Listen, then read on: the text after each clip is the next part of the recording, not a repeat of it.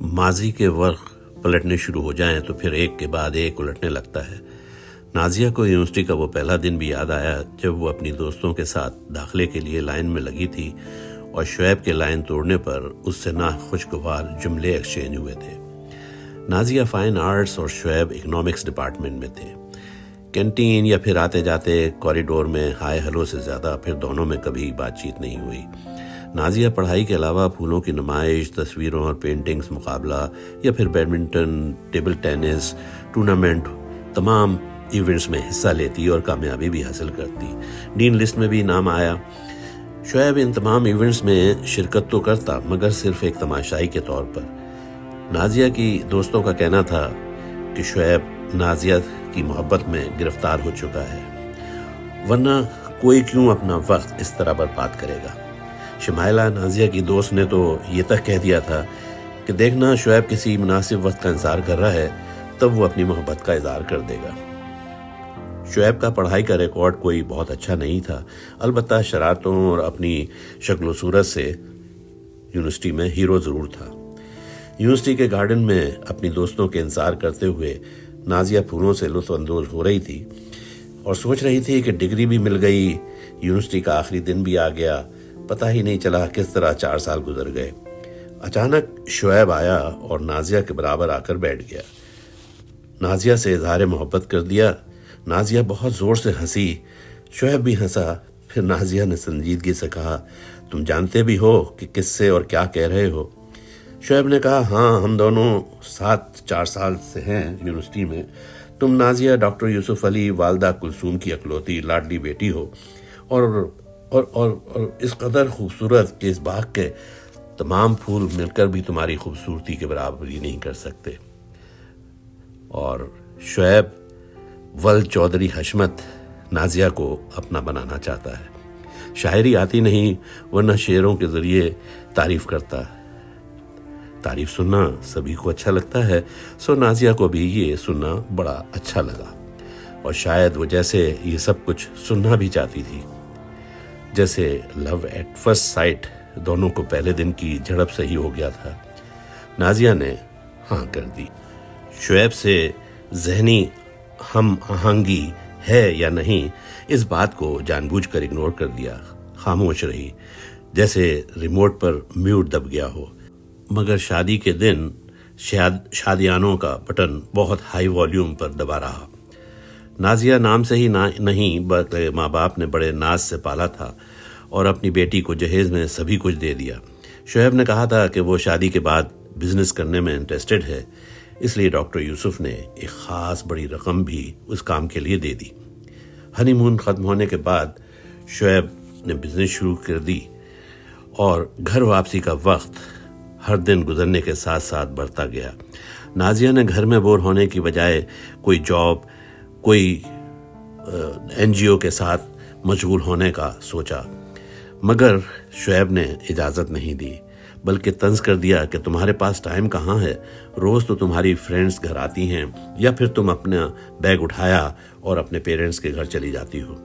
کتنی بار کہا ہے کہ میرے بزنس فرینڈز کی بیویوں سے دوستی کرو، انہیں لنچ پر انوائٹ کیا کرو، تم تو ویکینڈ پر جو ڈنر ہوتے ہیں اس میں بھی جانا نہیں چاہتی ہو، اور جاتی بھی ہو تو منہ لٹکائے بیٹھی رہتی ہو۔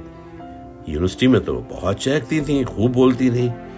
نازیہ نے کہا، ہاں، اس لیے خاموش رہتی ہوں کیونکہ وہ عورتیں سوائے زیور، کپڑے، پرس اور ان کے برانڈز کی باتوں کے علاوہ کسی اور سبجیکٹ پر بات نہیں کرتی ہیں۔ ہاں، ایک بات اور کرتی ہیں جو کوئی موجود نہیں ہوتا اس کے متعلق خوب باتیں کرتی ہیں۔ وقت گزرتا گیا، شعیب کی دولت میں اضافہ ہوتا گیا، مگر نازیہ سے بات چیت کم سے کم ہوتی گئی۔ کسی قسم کا مشورہ، کوئی دل جوئی، محنت سے پکائے کھانے کی اپریسیشن یا نازیہ کو اچھی طرح تیار دیکھ کر پھولوں کی خوبصورتی سے مشابہت تو دور کی بات، شعیب کا رویہ پچھلے 2 سال میں کسی حد تک غیر اخلاقی ہو گیا تھا۔ نازیہ کبھی کبھی سوچتی کہ لڑکی کی شادی سے پہلے کی سوچ اصلیت سے کتنی مختلف ہوتی ہے۔ دریا کا خاموش بہتا پانی، چاندنی رات میں کشتی کا سفر اور ہم سفر کے کندھے پر سر، بھیگی بھیگی بارش کے بعد پھولوں کی خوشبو۔ نازیہ اپنی ایسی سوچوں پر کبھی ہنستی اور پھر ہنستے ہنستے رونے لگتی۔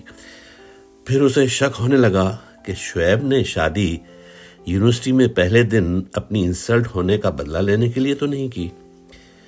اسے خیال آتا کہ کہیں اس کی دولت کے لالچ میں تو شعیب نے اس سے شادی نہیں کی۔ پھر ایک دن یوں ہوا، شعیب نے ایک الیکٹریشین کو بلوایا اور ڈرائنگ روم کے پردے، اے سی اور تمام لائٹس کو کھول بند ہلکا تیز کرنے کے ایک ریموٹ لگوا لیا گیا۔ جب الیکٹریشین چلا گیا تو نازیہ کو بلا کر فخریہ ڈیمانسٹریشن کرنے لگا۔ دیکھو ریموٹ کے اس بٹن کو دبایا تو سب لائٹس جل گئی ہیں، اس کو دبایا تو پردے خود بخود بند ہو گئے۔ شعیب یہ سب کچھ نازیہ کو اس طرح بتا رہا تھا جیسے نازیہ پچھلی صدی کی ہو۔ پھر جب یہ کھول بند کر چکا تو کہنے لگا، نازیہ بچپن میں ہم ایک کھیل اسٹاپ کھیلا کرتے تھے۔ چھپنے والے لڑکے کو بقیہ لڑکوں میں سے کوئی بھی دیکھ لیتا اور زور سے اسٹاپ کہہ دیتا تو وہ لڑکا وہیں فریز ہو کر کھڑا ہو جاتا جہاں وہ کھڑا ہوتا تھا۔ جب تک اس کو ریلیز آزاد نہیں کیا جاتا، بالکل اس پردے کی طرح آدھا کھلا ہے، ریموٹ دبایا۔ جب تک اتنی ہی بات کہی تھی کہ نازیہ بات کو سمجھتے ہوئے کہنے لگی، یقین ہے شعیب اس کھیل میں بھی زیادہ تر تم ہی جیت جاتے ہوگے۔ کیا مطلب ہے تمہارا؟ باہر کوننے والی بجلی کی غرض سے بھی زیادہ زور سے شعیب گرجا۔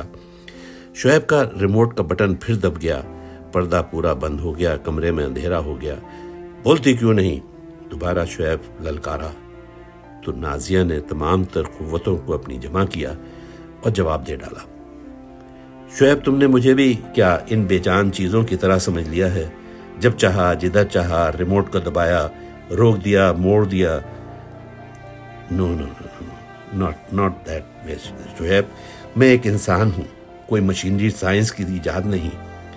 اتنا سننا تھا کہ شعیب غصے میں آ گیا اور نازیہ کے پاؤں پر اپنے جوتے کی نوک سے ٹھوکر مارتا ہوا باہر نکل گیا۔ نازیہ تڑپ کر رہ گئی۔ ایسا کبھی اس کے وہم و گمان میں بھی نہیں تھا کہ عورت سے، ہاں ایک صنف نازک جس کو کہا جاتا ہے، اس پر جسمانی تشدد بھی کوئی کر سکتا ہے۔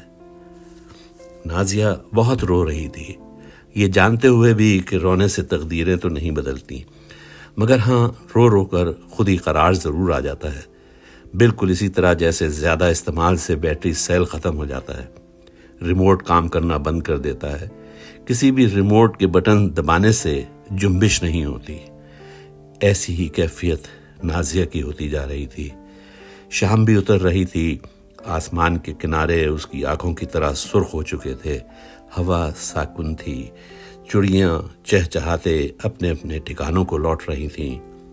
نازیہ بھی لوٹ جانا چاہتی تھی، مگر اس کو اپنے والد کا کہا یاد آ رہا تھا۔ جلدی میں کیے فیصلے اور زیادہ توقعات دونوں ہی زیادہ دکھ دیتے ہیں۔ وہ سوچ رہی تھی کہ لوٹنے کے فیصلے میں بھی وہ جلدی تو نہیں کر رہی۔ کسی بڑے، خصوصاً اپنے والدین سے شادی کے وقت مشورہ نہیں کیا تھا، تو کیا اب یہ فیصلہ بھی خود ہی اکیلے ہی کرنا درست ہوگا؟ اس کو ذہن میں جواب آتا، نہیں، بڑوں سے مشورہ کرنا چاہیے۔ ہو سکتا ہے جو کچھ اسے نظر نہیں آتا، جو کچھ اسے کرنا چاہیے تھا نہیں کیا، اس کی نشاندہی کوئی کرا سکے، کوئی ایسا راستہ بتا سکے جس سے اس کی شادی بچ سکے۔